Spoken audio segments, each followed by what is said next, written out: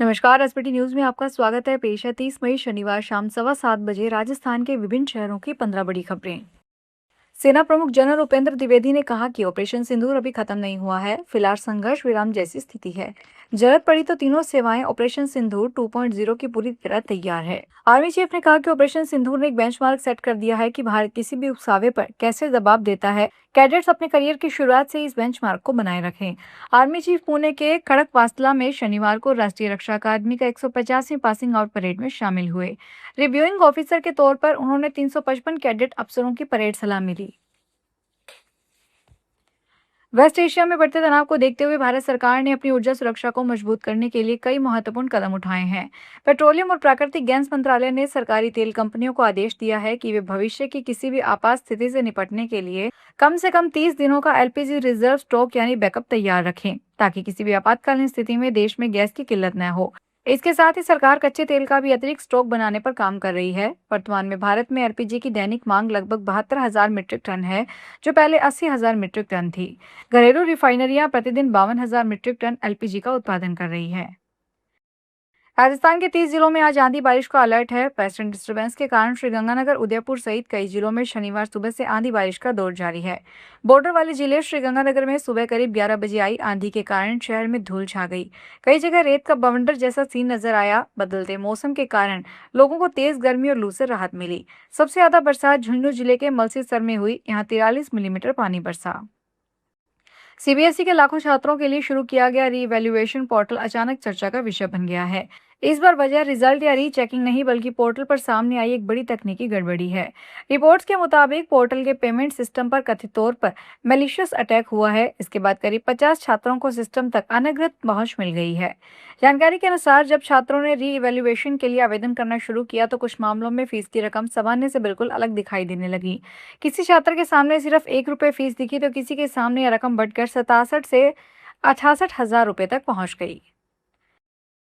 हिमाचल की राजधानी शिमला समेत राज्य के कई भागों में आज सुबह के वक्त बारिश हुई। शिमला में 3 घंटे बाद बारिश रुकी। शुक्रवार रात भी कई भागों में तेज बारिश हुई और तूफान चला। सुजानपुर के चमियाना में तूफान से बिजली की एचटी लाइन टूट गई। कांगड़ा में भी तूफान के बाद सुबह 2 घंटे तक बिजली गुल रही। मौसम विभाग के अनुसार बीते 24 घंटों में पंडोह में सबसे ज्यादा 37.4 मिलीमीटर बारिश हुई है। शिमला का न्यूनतम तापमान 20 डिग्री सेल्सियस था, जो कि 30 मई को 11.5 डिग्री रह गया।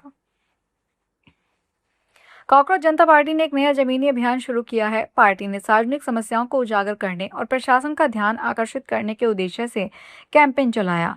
सीजेपी ने सोशल मीडिया पर एक 3 मिनट का एआई वीडियो साझा किया है। वीडियो में इस अभियान के तहत लोगों से अपने आसपास के नागरिक सुविधाओं से जुड़ी समस्याओं को रिकॉर्ड कर साझा करने की अपील की गई है।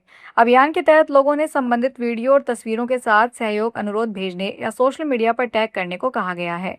आयोजकों का दावा है कि वे इन मुद्दों को व्यापक स्तर पर उठाएंगे, जन दबाव बनाएंगे और संबंधित अधिकारियों तक शिकायत पहुंचाने का प्रयास करेंगे। धौलपुर जिले में आई तेज आंधी और बारिश ने व्यापक नुकसान पहुंचाया। बसेड़ी थाना क्षेत्र के पतिपुरा गांव में किसान बनवारी पुत्र लाखन सिंह के मकान के करीब 60 फीट लंबी दीवार टीन शेड के सहित ढह गई, जिससे नीचे खड़े ट्रैक्टर और बाइक दब गए। विद्युत निगम के अधीक्षण अभियंता विवेक शर्मा ने बताया कि पिछले 2 दिनों में आए आंधी तूफान और बारिश से निगम को करीब 20 लाख रुपए का नुकसान हुआ है। जिले में कुल 125 बिजली के पोल टूट गए, जबकि 12 स्थानों पर ट्रांसफार्मर खराब हो गए। प्रतापगढ़ पुलिस ने मादक पदार्थ तस्करों के खिलाफ बड़ी कार्रवाई की है। पुलिस ने कुख्यात तस्कर सैफुल्ला शेख की करीब 1 करोड़ 55 लाख रुपए की संपत्ति फ्रीज कर दी है। यह कार्रवाई जिले में मादक पदार्थ तस्करों की अवैध कमाई पर शिकंजा कसने के उद्देश्य से की गई। एसपी बी आदित्य ने बताया कि 6 महीने पहले 28 नवंबर 2025 को छोटी सादड़ी थाना पुलिस ने नाकाबंदी के दौरान जतिन मालवीय और जितेंद्र मालवीय को बिना नंबर की बाइक पर 4 किलो 646 ग्राम एमडी ड्रग्स के साथ गिरफ्तार किया है। अजमेर में नगर निगम के वार्ड नंबर 58 स्थित विनय नगरपाल बिचला क्षेत्र में शनिवार को स्थानीय लोगों ने आवासीय इलाके के पास बने कचरा डिपो के विरोध में प्रदर्शन किया।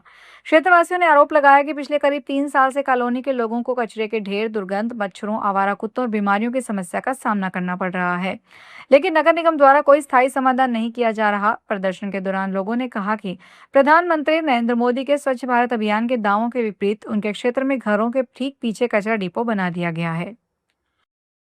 दौसा में नकली नोटों के कारोबार को लेकर बड़ा खुलासा हुआ है। लंबे समय से शहर में चल रहे इस खेल की परतें अब धीरे धीरे खुलने लगी है। कोतवाली पुलिस ने कार्रवाई करते हुए एक ऐसे आरोपी को गिरफ्तार किया है जिसके पास से 500 रुपए के कुल 80 नकली नोट बरामद हुए हैं। यानी आरोपी के पास से कुल 40,000 रुपए की नकली करेंसी मिली है। इस मामले ने इसलिए भी लोगों का ध्यान खींचा है क्योंकि जांच में यह बात सामने आई है कि नकली नोट चलाने के लिए छोटे बच्चों तक का इस्तेमाल किया जा रहा था। उर्वरकों के संतुलित इस्तेमाल, मिट्टी की जांच, जैविक खाद को बढ़ावा देने के मकसद से केंद्रीय कृषि मंत्रालय का खेत बचाओ अभियान 1 जून से 30 जून तक देश भर में चलेगा। अभियान का लक्ष्य है कि खेत बचे, लागत संभले, मिट्टी सुधरे, किसान जागरूक बने और गांव स्तर पर कृषि प्रबंधन की नई संस्कृति विकसित हो। एक सरकारी विज्ञप्ति में शनिवार को यह जानकारी दी गई। इसमें बताया गया कि केंद्रीय कृषि और किसान कल्याण तथा ग्रामीण विकास मंत्री शिवराज सिंह चौहान ने खेत बचाओ अभियान को खेत, किसान और गांव को जोड़ने वाला व्यापक राष्ट्रीय अभियान बनाने का संदेश दिया है। बाड़मेर में विधायक रविंद्र सिंह भाटी ने शनिवार को गिरल गांव में चल रहे धरना स्थल पर प्रदेश सरकार की सद्बुद्धि के लिए यज्ञ किया और आहुति दी। यज्ञ के दौरान भाटी ने कहा कि हे भगवान, प्रदेश सरकार को सद्बुद्धि देना, मजदूरों, वंचितों, शोषितों, पीड़ितों की आवाज सुने। भगवान, सोई हुई सरकार को जगाओ, हे भगवान, यह प्रदेश सरकार को जगाओ और सद्बुद्धि दो। यज्ञेश्वर भगवान की जय हो। भाटी ने कहा कि मैं विधानसभा में भी गिरल माइंस के बारे में आवाज उठा चुका हूँ, लेकिन सरकार नहीं सुन रही है। मजदूरों को नजरअंदाज किया जा रहा है। उत्तर भारत के मैदानी इलाकों में पड़ रही भीषण गर्मी से राहत पाने के लिए इन दिनों बड़ी संख्या में पर्यटक सरोवर नगरी नैनीताल का रुख कर रहे हैं। वीकेंड पर नैनीताल समेत आसपास के पर्यटन स्थलों में पर्यटकों का जबरदस्त दबाव देखने को मिल रहा है। शहर की माल रोड से लेकर स्नो व्यू, चिड़ियाघर, केव गार्डन और आसपास के प्रमुख पर्यटन स्थलों तक दिन भर सैलानियों की भारी भीड़ उमड़ी रही। वहीं विश्व प्रसिद्ध बाबा नीम करोली महाराज के कैंची धाम में भी श्रद्धालुओं का जन सैलाब लगातार बढ़ता जा रहा है। हर रोज हजारों की संख्या में देश विदेश से श्रद्धालु कैंची धाम पहुंच रहे हैं। नोएडा सेक्टर 64 पर स्थित आदर्श परीक्षा केंद्र में शनिवार को आयोजित कॉमन यूनिवर्सिटी एंट्रेंस टेस्ट परीक्षा छात्रों और अभिभावकों के लिए भारी परेशानी का कारण बन गई। सुबह से परीक्षा देने पहुंचे सैकड़ों अभ्यर्थियों को घंटों इंतजार करना पड़ा, लेकिन तकनीकी खामी के चलते परीक्षा शुरू ही नहीं हो सकी।